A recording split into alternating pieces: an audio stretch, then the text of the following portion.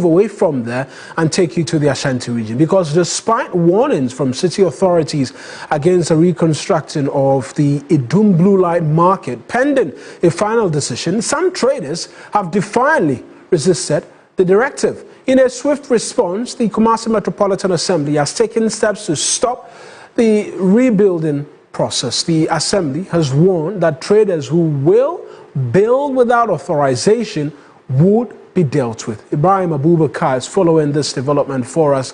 He's joined us right now with the details.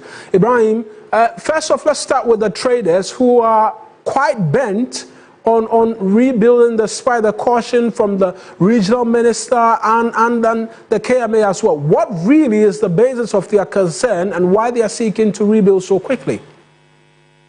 Well, Mauna, they said it's been more than a month since the fire incident happened.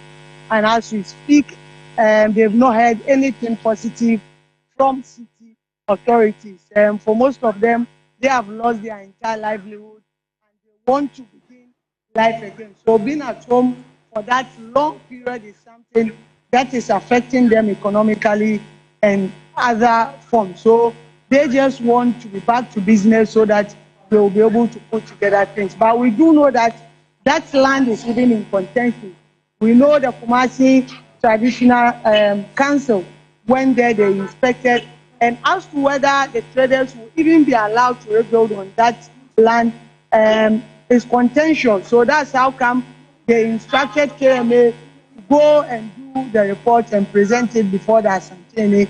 They will look at it and know the recommendation and see what they can do going forward. But then the Assembly is also laying the blame on the doorstep of the new patriotic party, in the sense that they are saying that the former vice president was there, he presented an amount of money and also 1,000 bags of cement, and also MPP executives also did same. So the issue of presenting building materials to the traders whilst they are waiting final determination of the land whether to build or not is something they believe that is even pushing the traders to go ahead with the rebuilding process. Now they have to even deploy the police and the military there just so they'll be able to prevent them from doing it.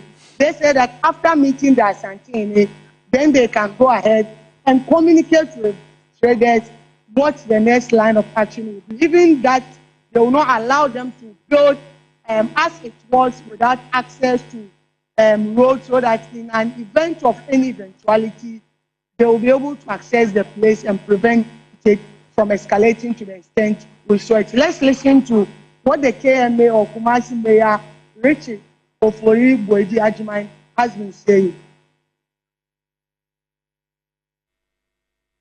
The land belongs to Otumfuo.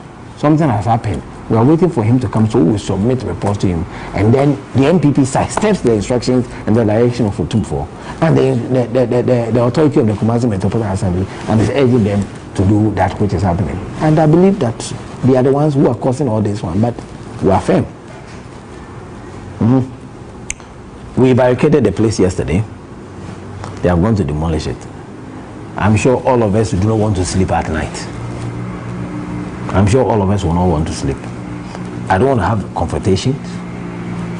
So, myself and my management, we are looking at our best. But see, nobody's been given any permit to reconstruct the building there. If you reconstruct it one day, if you are keeping a property in there one day, you will come and the structure will not be there. That's a crime scene. Investigations are being conducted by the Ghana National Fire Service. Yes, it's not complete. Let everybody there stop any activity that is being done without any proper authorization or permit by the KMA. I want to report the outcome of the various investigations to the king, and I would want to take instructions from Otumfuo on what to do over there before we take any step. Ibrahim, just quickly, are the traders aware of this elaborate process, submission of a report to Otumfuo, even as they continue in this quest to rebuild, or they are ignorant of it, hence what we're seeing? So, Mauna, what I've observed is that there is a communication gap It's like the top-bottom approach that they are using. The leadership of the traders are aware, they have been consulted. We do know that the Ashanti has been out of the region for almost a month. He returned just 2 days ago.